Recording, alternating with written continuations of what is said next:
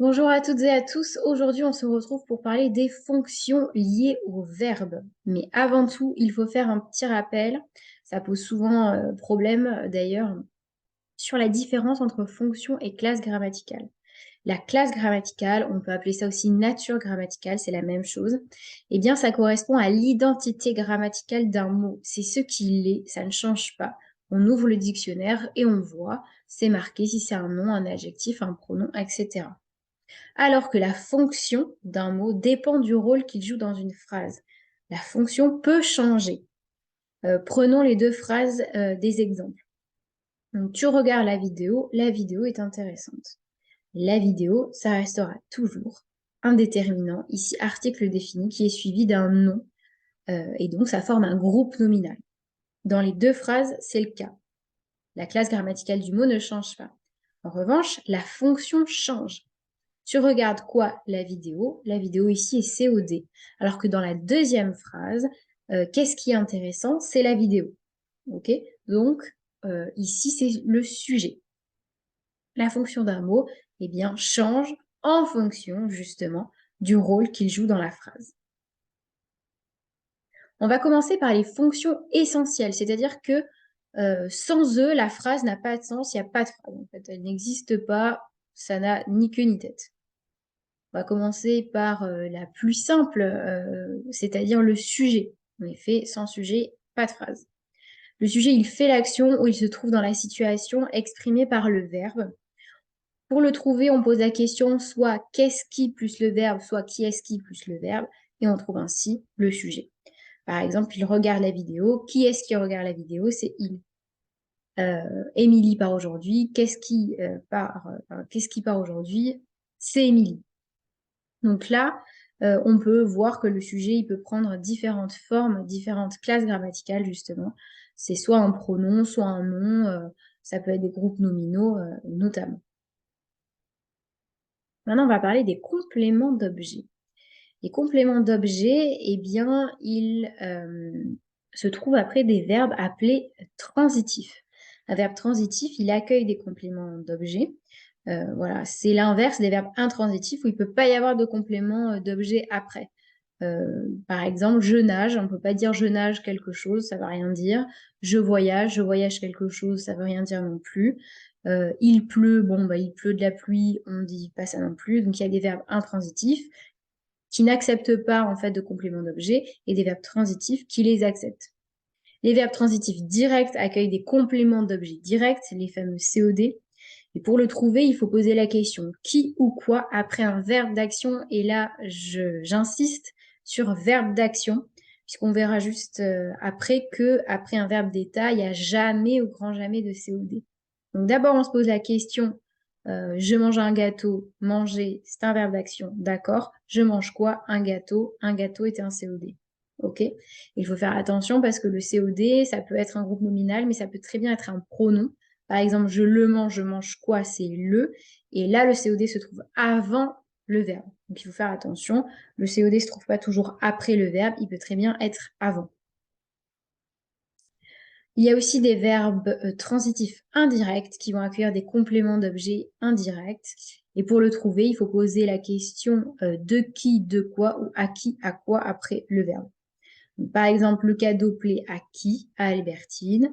Euh, il faut faire attention là aussi parce que le COI peut très bien être un pronom et se trouver là encore comme le COD avant le verbe.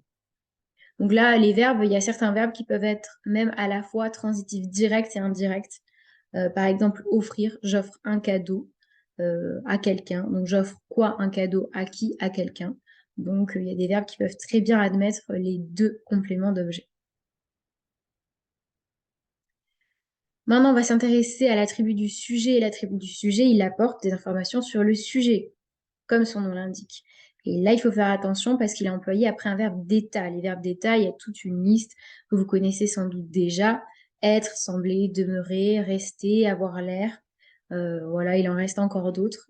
Et il faut absolument se rappeler qu'un verbe d'état n'est jamais suivi d'un COD. C'est une erreur qui revient très, très souvent dans les copies. Donc, il faut faire bien attention. Dès qu'on voit un verbe d'état, il faut que ça fasse ping dans le cerveau.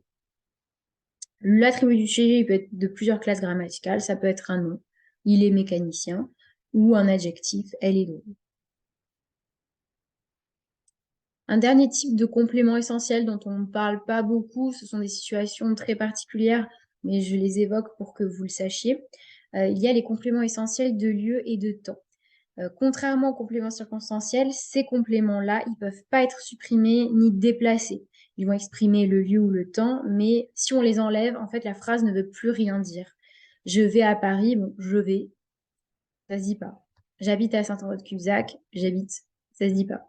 Il est 4 heures, pareil. Le film dure 2 heures, voilà. Donc c'est après certains verbes, donc comme par exemple aller, habiter, durer, voilà. Ce sont des compléments qui expriment le lieu ou le temps, mais qu'on ne peut absolument pas supprimer et encore moins déplacer. À Paris je vais, à Paris Yoda, personne ne dit ça. Donc voilà, en ce qui concerne les compléments, les compléments essentiels, les fonctions essentielles qui se trouvent autour du verbe. Maintenant, on va voir les fonctions non essentielles. La phrase garde son sens, elle a tout à fait du sens, même si on supprime ces fonctions-là. Elles servent tout simplement à donner des informations en plus. On trouve les compléments circonstanciels dont on parlait tout à l'heure. Donc, contrairement aux compléments essentiels, ils peuvent être tout à fait supprimés et parfois on peut même les déplacer. Ils ont différents sens possibles, ils donnent énormément d'informations dans une phrase.